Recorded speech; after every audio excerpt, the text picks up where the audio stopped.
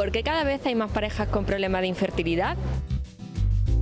Hoy hablaremos en Medicina Televisión de infertilidad, un tema de actualidad, un tema también tabú entre muchas parejas y que afecta a la salud emocional. También hablaremos en el programa de hoy de cómo cocer los alimentos de la mejor manera. Y nuestra psicóloga hablará sobre cannabis y sus efectos. Comenzamos.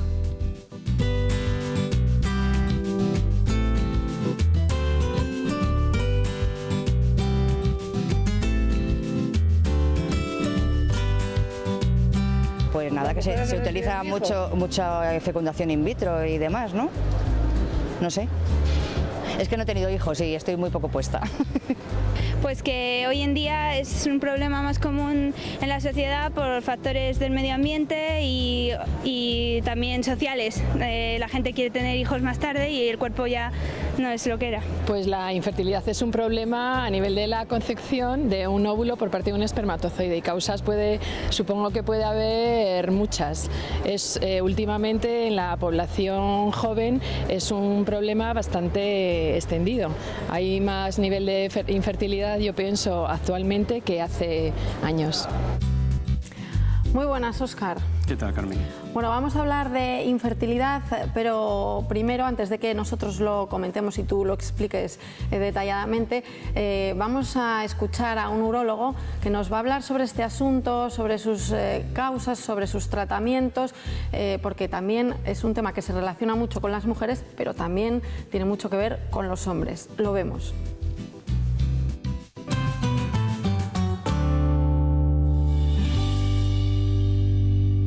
La infertilidad se define médicamente como la imposibilidad de conseguir un embarazo durante un año completo de relaciones sexuales mantenidas, es decir, en cada ciclo mensual de la mujer, tener relaciones en las épocas fértiles y no se consigue un embarazo. Tiene que pasar un año entero para poder hablar de infertilidad. A partir de entonces, las causas por las que se produce la infertilidad son cientos de ellas. Lógicamente, la forma más sencilla de empezar a estudiar la fertilidad de una pareja es estudiar la capacidad seminal del varón y se suele empezar por ahí. Pero la historia clínica da muchas pistas. Si la mujer tiene alguna enfermedad asociada, pues lógicamente puede dar pistas que puede venir por la mujer o tiene antecedentes quirúrgicos, pero el factor de origen no se sabe de entrada si puede ser el varón o la mujer. Hoy en día la causa más importante es el estrés, está demostrado que con el paso de los años, de las décadas, la sociedad moderna tiene peor calidad seminal. Los varones de la sociedad moderna tienen peor calidad seminal que antiguamente, que hace 70 años, y eso está demostrado por la Organización Mundial de la Salud. Se cree que la vida moderna, el estrés, la exposición a radicales libres, el tabaco, el alcohol, influye en la pérdida de calidad seminal. Y sin duda, esa es la causa más importante de infertilidad. Una cosa es la infertilidad y otra cosa es la esterilidad. El paciente infértil es el paciente que le cuesta conseguir un embarazo, pero que puede. El paciente estéril es aquel que no puede conseguir un embarazo. De esto que he hablado es causa de infertilidad, no de esterilidad. Las causas de esterilidad son otras, más graves, digamos. El mejor tratamiento para la infertilidad actualmente es llevar una vida sana. Aunque parezca de perogrullo, es así. Sabemos, existe evidencia de que la exposición a determinados radicales libres, a determinados tóxicos químicos o incluso sociológicos, el propio estrés, se sabe que genera radicales libres y que produce infertilidad. Y aunque parezca de perogrullo, la mejor medida para mejorar la fertilidad del varón moderno es llevar una vida sana. Y llevar una vida sana todos sabemos lo que es, pero se resume en no fumar, hábitos saludables alimentarios y realizar ejercicio físico frecuente. Bueno, en eso coincidís, seguramente. Siempre son tus 3 pautas mágicas para todo. 4. Falta también la de la bebida, que es muy importante, que beber poco o adecuadamente, sobre todo agua. En el tema de la infertilidad, dices especialmente. Bueno, pues hoy abordamos el tema de la infertilidad. Para empezar, podemos decir, como bien ha dicho nuestro querido urólogo, que distinguimos entre infertilidad y esterilidad. Infértil es toda aquella pareja que ha conseguido un embarazo, pero que no ha llevado ese embarazo a término. Ha podido haber un aborto, un microaborto, un problema en la implantación, y luego está, por ejemplo, el estéril. Y estéril es un territorio estéril, es decir, nunca se ha conseguido ningún embarazo. Es decir, puede haber óvulos, puede haber espermatozoides, pero ahí nunca se ha conseguido un embarazo. Esa es una primera clasificación. Luego, dentro de la infertilidad, realmente digamos que la mitad de las veces es por un problema en las mujeres, la otra mitad de las veces es por un problema en los varones, y luego hay un porcentaje muy importante que son causas mixtas, aproximadamente un 10%, que es problemas en uno y problemas en el otro añadidos. Y luego también hay un importante porcentaje de también otro 10, 15, 20% de problemas desconocidos para los médicos a día de hoy. Es decir, que sabemos que son infértiles, de que hacemos todas las técnicas o hacemos todo lo que haya que hacer y no hay forma de que se embaracen sin que tengamos ni la más remota idea de cuál es el motivo. ¿Y por qué se producen? ¿Es distinto en el caso de hombres y mujeres? Sí, radicalmente distinto, eso no cabe ninguna duda, Carmen. En el caso de las mujeres, normalmente, digamos que primero, si tenemos un pequeño conocimiento anatómico, pues tenemos el ovario, la trompa de falopio, luego va a estar el útero, la vagina. Bueno, ¿qué es lo que ocurre? Bueno, la primera causa de esterilidad y sobre todo en la mujer, de infertilidad y sobre todo en la mujer es la edad. Tenemos que tener en cuenta de que la capacidad de reproducción de la especie humana es muy bajita comparada con otras especies. Hay que tener en cuenta que aproximadamente el 25% de las veces podemos llegar a un embarazo cuando hay relaciones sexuales. Es decir, no tenemos una capacidad reproductiva como otras especies que prácticamente se acercan al 100%. Es decir, que solo 1 de cada 4 posibilidades de embarazo realmente llegamos a tener un embarazo la especie humana, poca capacidad reproductiva. ¿Qué ocurre? Que esto cuando plantamos 30, 35, 40 años, pues entonces ya apaga y vámonos, es decir, va disminuyendo la edad fértil es 20 años. Los 20 años es la edad donde, desde el punto de vista del organismo, mejor preparados estamos tanto hombres como mujeres. ¿Qué ocurre? Que el mundo en el que vivimos, Carmen, social, los estudios, el trabajo que no lo tengo fijo, etcétera, etcétera, etcétera, hace que muchas parejas se planteen el ser fértiles, es decir, tener niños cuando ya tenemos una edad un tanto avanzada, con lo cual ya empezamos un poquito mal, es decir, empezamos a retrasar la edad de nuestros hijos, que es malo para varias cosas. Uno, porque hay más problemas de infertilidad, pero es que además tenemos otros problemas de que recordábamos de programas anteriores que cuanto más tarde te embaraces, más posibilidades tienes de tener un tumor. ¿Por qué? Porque el embarazo disminuye el índice de tumores ginecológicos, por poner un ejemplo, ¿no? Pero bueno, dentro de las causas anatómicas, pues podemos tener un problema en el ovario. Mi ovario, o tu ovario en este caso, no produce o no tiene unos óvulos de calidad, o no los sabe producir, o realmente no tiene. Luego tenemos un problema, en el momento que el óvulo sale del ovario, va por la trompa de falopio, y ahí podemos tener una atresia, es decir, que está ciega. Eso que es un tubito, resulta que ese tubo, por un motivo X, se ha cerrado, como por ejemplo por una infección de transmisión sexual o por una infección de otro tipo, no tiene por qué ser de transmisión sexual, con lo cual el óvulo sale del ovario, pero no es capaz de ir a la trompa de falopio, que es donde se produce la fecundación. Otro problema es que yo puedo tener alguna enfermedad en el útero, como por ejemplo un útero bicorne que está partido, que dificulta el embarazo, o puedo tener trastornos como miomas que dificultan la implantación del huevo. Es decir, que hay muchas causas, y también hay trastornos inmunológicos. Por ejemplo, hay veces que digamos que nuestro propio organismo ataca a ese óvulo y lo detecta como extraño, y de repente digamos que bueno, pues lo echa fuera, que sería algo relacionado con el tema de los injertos, cuando se hacen los trasplantes, que digamos que atacan a esa cosa como que si fuese algo fuera en el cuerpo. Lo cataloga como malo y nuestro propio sistema inmune elimina al ovocito, es decir, elimina al óvulo fecundado. También podemos seguir teniendo más trastornos. Por ejemplo, la obesidad es un problema importante. Tenemos el problema de la diabetes también es otro problema importante para esto, y tenemos multitud. Desde luego, los trastornos psicológicos no cabe ninguna duda. ¿Por qué? Porque todo trastorno psicológico, sea por el motivo que sea, y estrés, tienen una gran influencia sobre ese reloj biológico que es la hipófisis, que luego es el que da las órdenes de todas estas cosas que se mueven en las hormonas de las mujeres y de los hombres también, para que se produzcan más o menos. Y luego, desde luego, no cabe duda de que el influjo de la vida actual, acuérdate de la época donde utilizábamos el DDT y otros insecticidas y herbicidas que se comportan como hormonales, tienen un carácter ciertamente hormonal, y al menos los de mi edad los de la tuya algo menos, o ya veremos, sí que tenemos dentro de nuestras células grasas muchos productos acumulados que hacen que, por ejemplo, disminuya la capacidad de espermatozoides de los hombres, o que la calidad de los óvulos de las mujeres no sea lo que tiene que ser. Y luego nos vamos a los hombres. ¿Cuáles son las causas en los hombres? Pues tenemos, por ejemplo, pues malformaciones dentro del aparato genital masculino. Hay una cosa que se llama epispadias o hipospadias, que es que en vez de tener el agujero de la uretra justo en la parte de adelante del pene, puede estar hacia arriba, hacia abajo. Si está hacia abajo es hipospadias, si está hacia arriba es epispadias, con lo cual el semen, digamos, no sale proyectado hacia la parte de adelante, que es donde tiene que salir, cerca del útero, sino que iría hacia atrás, y al retirar el pene, lógicamente el semen, una gran parte de él también se va a ir con ello. Esos son trastornos que podemos tener, infecciones que hayamos tenido, problemas prostáticos, eyaculaciones retrógradas. La eyaculación retrógrada es que la vesícula seminal, que es una cosa que está detrás de la vejiga, al comprimir para que salga el semen, en vez de ir por el pene, vuelve hacia atrás y resulta que se me incorpora a la orina en la vejiga. Es decir, que tenemos multitud de trastornos, y desde luego los más frecuentes en los hombres son la baja calidad de los espermatozoides y el bajo número de espermatozoides, las dos cosas. Es decir, o bien tenemos pocos, o tenemos malos, o pocos y malos, con lo cual ya, pues apaga y vámonos.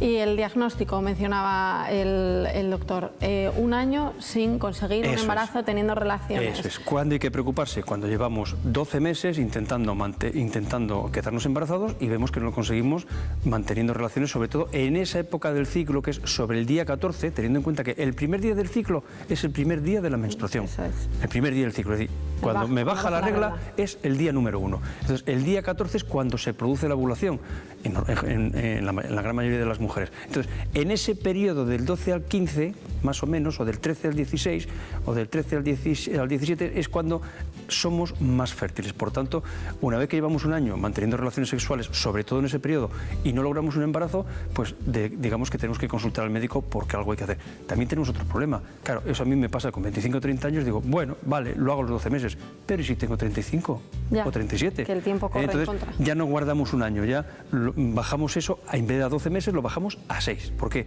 Porque ya el tiempo apremia, porque luego hay que hacer estudios, habrá que hacer intentos con ciertas técnicas, y o disponemos de tiempo material, o si no ya lo vamos a tener mucho más complicado.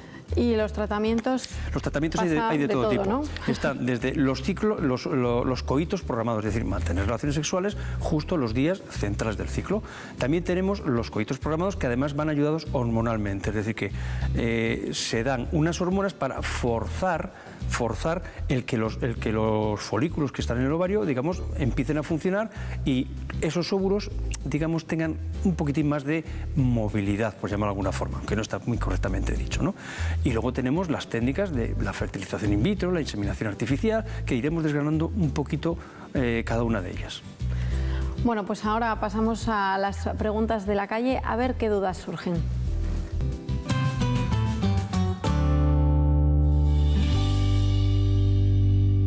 ¿El haber estado tomando anticonceptivos mucho tiempo dificulta el quedarse embarazada?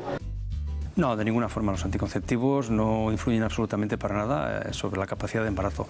Lo que sí influye es la edad, claro. Si yo estoy tomando anticonceptivos y me planteo dejarlos con 35 años, pues luego voy a tener problemas para embarazarme. Pero la culpa no es del anticonceptivo, la culpa es que de mis 35 años, sobre todo en el caso de las mujeres, porque la edad sí que es verdad que afecta un poquito más a las mujeres que a los hombres en el tema reproductivo. Entonces, los anticonceptivos no dan ningún problema si uno programa un embarazo. Y la media general suele ser que antes de los 6 meses, normalmente, si no hay ningún problema de infertilidad, logramos un embarazo. Seguimos, más preguntas. ¿Por qué cada vez hay más parejas con problemas de infertilidad? Pues cada vez hay más parejas con problemas de infertilidad. Lo primero, porque antes no se decía, porque para los hombres era de poco hombres y para las mujeres era de mujeres que tenían algún problema, con lo cual, digamos que siempre se tendía a guardarlo, a esconderlo, ¿no? Y luego, por otra parte, cada vez tenemos los hijos de más mayores, y la fertilidad, la época óptima es rondando los 20 años. Entonces, según vamos sobrepasando, sobre todo los 30-35 años, es cuando empezamos a tener más problemas de fertilidad. Y como los tiempos económicos parece ser que nos están marcando la vida, pues al final, ¿qué ocurre? Que todos nos planteamos tener hijos cuando ya tenemos a veces una edad un poquito avanzada, y lógicamente la fertilidad disminuye en relación inversa a la edad. A más edad, menos fertilidad. Aparte de todo eso, el estilo de vida que hemos llevado y ciertos componentes químicos que hemos estado tomando durante mucho tiempo, a veces sabiéndolo y a veces no sabiéndolo, pues influye sobre nuestra capacidad fértil. Seguimos, nueva pregunta. ¿Puede la ansiedad por tener hijos tener efectos sobre la infertilidad?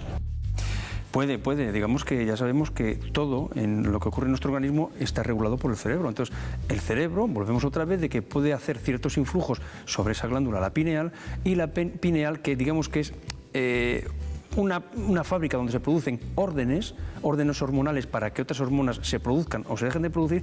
Desde luego que eso sí que puede influir para que las hormonas que actúan más por la parte de abajo aumenten, disminuyan, y consecuencia de eso, lógicamente, puedo tener periodos fértiles y periodos infértiles.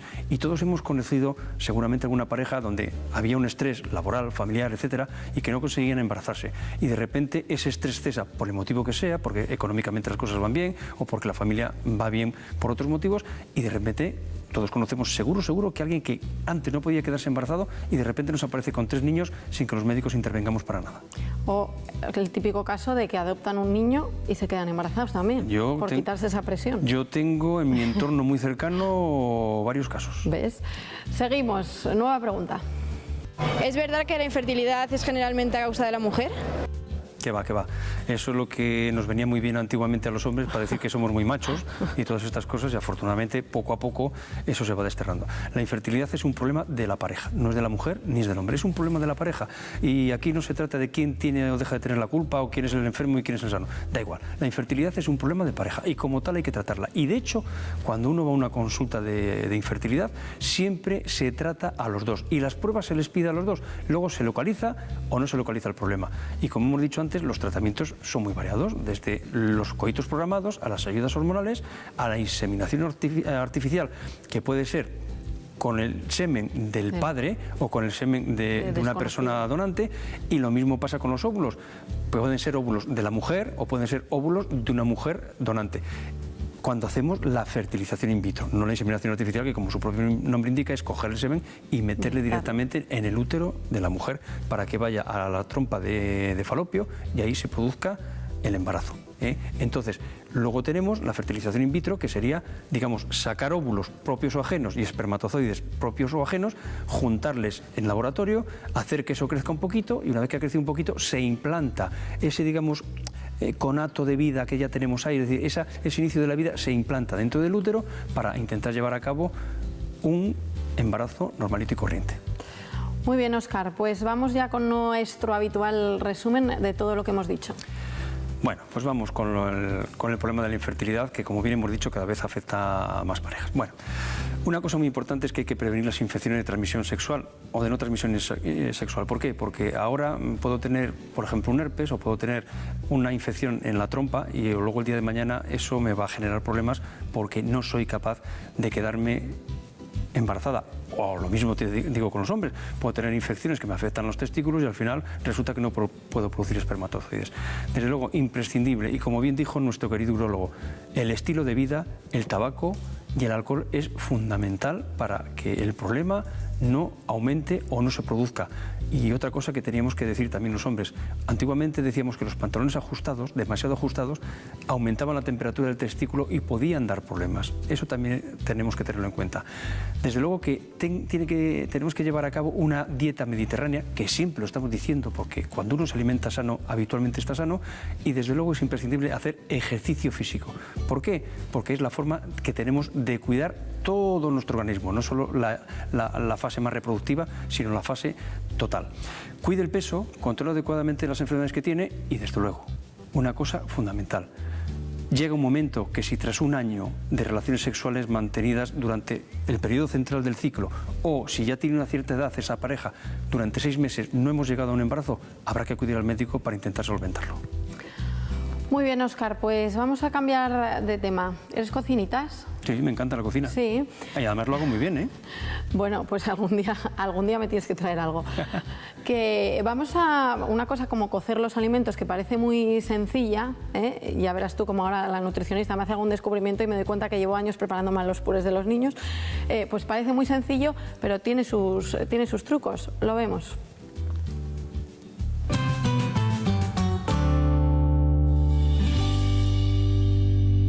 Bien, cualquier técnica culinaria a la que sometamos un alimento nos puede producir pérdidas en algunos nutrientes. Los nutrientes que normalmente se ven más afectados son las vitaminas y los minerales. Y dentro de las vitaminas, un tipo de vitaminas que se llaman vitaminas hidrosolubles. que, como su nombre indica, son solubles en agua. Por lo tanto, ¿cuál es el principal peligro para estas vitaminas? La cocción. ¿Por qué? Porque cuando nosotros sometemos al alimento a altas temperaturas en agua, las vitaminas tienden a irse a ese agua. Entonces, ¿qué precauciones debemos tomar cuando cocemos los alimentos? Por ejemplo, una de ellas sería tapar el envase, ¿vale? Es importante cuando cozamos en una olla que lo hagamos con la olla tapada. Si puede ser en olla express, mejor, pero si es en un cazo normal, taparlo. Segundo, no echar el alimento en el agua fría. O sea, es mejor poner el agua a hervir y una vez que está hervida, añadimos la verdura que vayamos a cocer. También es mejor hervir los alimentos enteros, no trocearlos antes de hervirlos. Es decir, si vamos a hervir una patata o vamos a hervir una coliflor, pues es preferible hacerlo entera y ya una vez que está hervida la cortamos. Más trucos, intentar utilizar la mínima cantidad posible de agua y si podemos hacerlo al vapor, mejor. Es decir, si conseguimos que el alimento no esté en contacto directo con el agua, mejor. Tampoco es bueno dejar, por ejemplo, los alimentos en agua durante mucho tiempo, ¿vale? Una práctica muy típica que es, pues corto las patatas una hora antes y hasta el momento que las voy a cocer o las voy a freír, las dejo metidas en agua. Bueno, pues simplemente por el hecho de estar ahí metidas en agua, ya pierden gran cantidad de la vitamina C que contiene la patata.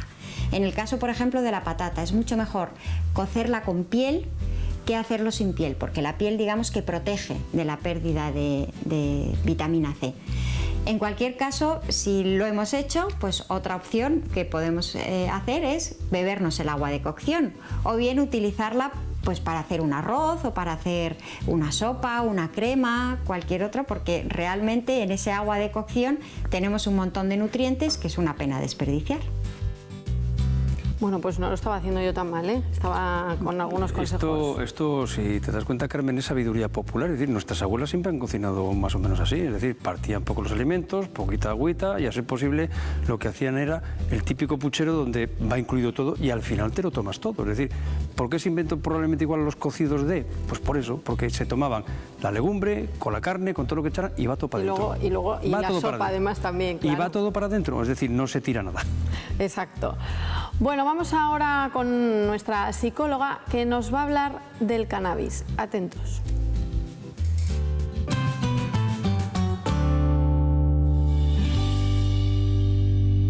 Bueno, pues quizás hayáis encontrado en un bolso de un pantalón al ir a lavarlo, del vaquero, pues una cosita pequeña marrón, que es una china, es decir, un poco de hachís, lo que vulgarmente decimos luego para fumar porros. Pero le preguntáis, hijo, ¿esto qué es? Y te dice, seguro, ya veréis. Es que es de un amigo, que se la he guardado porque sus padres si lo pillan, mamá, lo matan. Tú ya sabes que yo no fumo. Y vas y lo creéis. Bueno, pues tener cuidado, porque si además de eso le encontráis, por ejemplo, papel para liar, pues ya tenemos una pequeña pista. Si además viene con los ojos enrojecidos, está más apático o a veces ríe en plan tonto, llega directamente y se mete en la habitación, tiene un apetito desmesurado de repente por dulces o por el contrario pues deja de comer de repente y estáis viendo que el rendimiento escolar también va bajando y que hay llamadas en momentos intempestivos, etcétera, tened cuidado porque quizás vuestro hijo esté consumiendo. Y eso que parece que es tan inocuo, porque es lo que nos han vendido durante muchos años, es una droga muy adictiva y muy peligrosa. Sabemos que los españoles estamos entre los primeros puestos de fumadores de cannabis o de marihuana en toda Europa. Somos los terceros. Esto es muy importante porque empiezan a fumar en una media de 11, 13 y 15 años. Está a la orden del día. Tened cuidado porque afecta directamente al cerebro. Ya sabemos que puede producir alteraciones en un cerebro que está en formación y que cuadruplica la posibilidad de padecer enfermedades psiquiátricas, sobre todo esquizofrenia. No estamos hablando de ninguna tontería, ¿vale? Les cambia la conducta y sobre todo transforma, es decir, incide negativamente en el cerebro. Por lo tanto, por favor, vigilad a vuestros hijos. Hay que verlos siempre cuando llegan a casa y en qué condiciones llegan. Yo estoy segura de que estáis muy cansados, lo sé, pero para ver cómo llega un niño y saber cómo está, nunca es tarde. Hay que estar siempre con los ojos del alma. Así que ya lo sabéis. Vigilad que vuestro hijo no consuma cannabis porque es muy peligroso. Hay que advertirles e informarles bien. Y vosotros como padres, buenos padres que sois, si queréis, seguro que podéis. A mí esta es una de las cosas que más miedo me da, el afrontar ese tema con los hijos, que de repente hay una sorpresa, como no lo he vivido de cerca con nadie a mi alrededor, digo, es que no sabría cómo afrontar esto. Es muy complicado porque, vamos a lo de siempre, viene sin el manual. Yo efectivamente he visto muchos casos de esquizofrenia desencadenada por la marihuana, por el cannabis, pero muchos casos, no es ninguna broma, ¿eh? Es decir, de gente que de repente está en la mili, cuando iban a la mili venían para acá, ¿qué te ha pasado? ¿Qué te ha pasado? Esquizofrénico al canto, con lo que le han desgraciado toda su vida. Pero luego tiene muchísimos más problemas el cannabis, es decir, te mueves en un ambiente realmente peligroso, porque la propia droga como tal ya es mala, pero es que además te mueves en un mundo donde ya están las drogas de diseño, te mueves en un mundo donde ya están otro tipo de drogas, como la cocaína, etcétera, etcétera. Es decir, que el problema es que cuando empiezan con una cosa, aparte de que de por sí es malo, pero bueno, dentro de las drogas probablemente sea la menos dañina, que lo es mucho, pero encima es que te ponen a la puerta otras drogas todavía mucho más dañinas. Y te metes en un círculo vicioso donde está realmente el problema. Es el cannabis, como norma general, es la puerta de entrada al resto de drogas. Y muy poca gente es capaz de hacer un uso, digamos, recreativo del cannabis. Que, ojo, no nos olvidemos de que el cannabis es un humo y lo estamos metiendo a los pulmones, con lo cual ya para empezar vamos mal, independientemente de la droga como tal. Es decir, estamos metiendo un humo a los pulmones, luego ya empezamos mal, porque estamos maltratando los pulmones. Pero además es la puerta de entrada para otras drogas todavía potencialmente mucho más peligrosas. Muy bien, Óscar, pues gracias por acompañarme. ¿Otro día más? Bueno, es un placer estar contigo, Carmen, como siempre, y desde luego ha sido un auténtico placer hablarles un poquito más de medicina en el día de hoy. Y nosotros volvemos en nuestro próximo programa con muchos más temas, ya saben, relacionados con salud y ya saben que, como siempre, con un montón de consejos. Les esperamos. Hasta entonces.